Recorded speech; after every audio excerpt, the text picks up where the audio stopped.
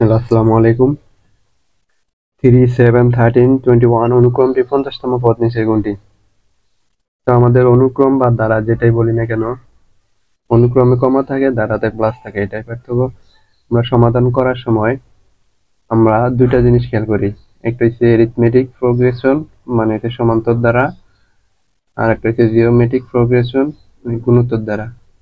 যদি এই দুইটা দ্বারার ভিতরে পড়ে যায় তাহলে আমরা এই দুইটা সূত্র জানি, সূত্র দিয়ে সমাধান করতে পারবো n তম পদ বা যে কোনো পদ বা সমষ্টি।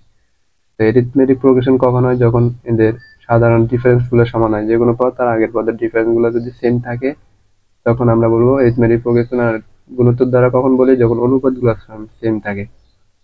আমরা দেখি এটা অনুপাত আর অন্তর সেম আছে কিনা। 7 - 3 কত? 4। 13 - 7 কত? 6 আসে, তাহলে সমান হইতেছে না। তাহলে এটা আমার এরিথমেটিক প্রোগ্রেশন হবে না। অনুপাতটা দেখি, 7/3, 13/7 হইতেছে না, অনুপাতের সমান।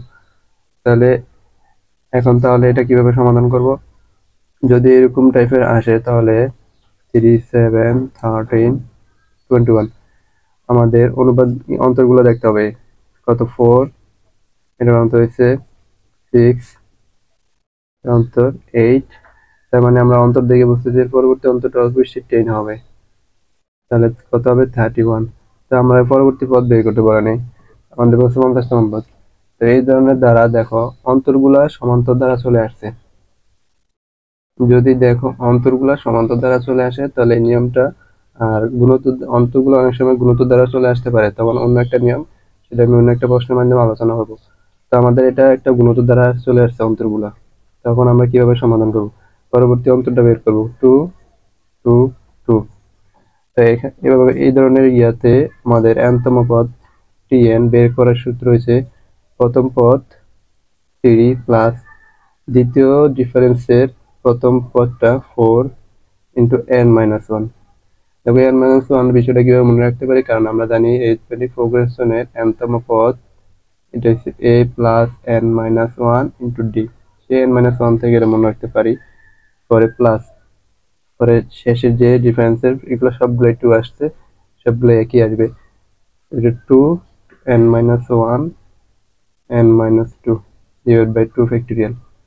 ফ্যাক্টরিয়াল মানে কি? জিনিসের যে কোনো সংখ্যা ফ্যাক্টরিয়াল মানে এক, এক থেকে ওই সংখ্যা পর্যন্ত পূর্ণ। যেমন 2 ফ্যাক্টরিয়াল মানে 2 ইন্টু 1।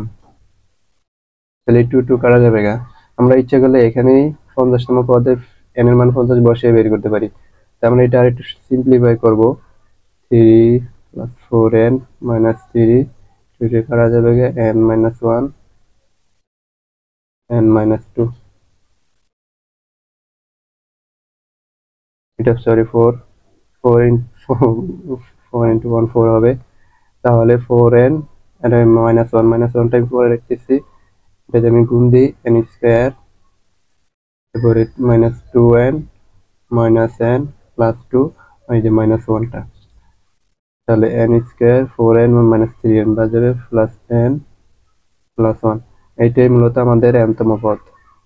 তা আমরা এখানে 50 বসায় দেবো, যদি 50তম পদ বের করতে বলছে। তাহলে t15 50 স্কোয়ার প্লাস 50 প্লাস 1,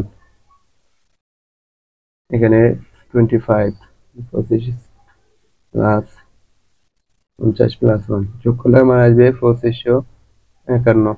এটা আমাদের গ নাম্বার অপশন আছে।